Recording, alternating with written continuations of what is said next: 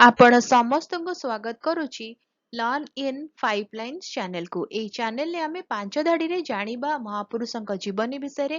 ଆଉ ଯଦି ମହାପୁରୁଷଙ୍କ ଜୀବନୀ ବିଷୟରେ ଅଧିକା ଜାଣିବାର ଅଛି, ସ୍ପେସିଫିକଲି ଅଧିକା ଜାଣିବାର ଅଛି, ମୋତେ କମେଣ୍ଟରେ ଜଣେଇବେ।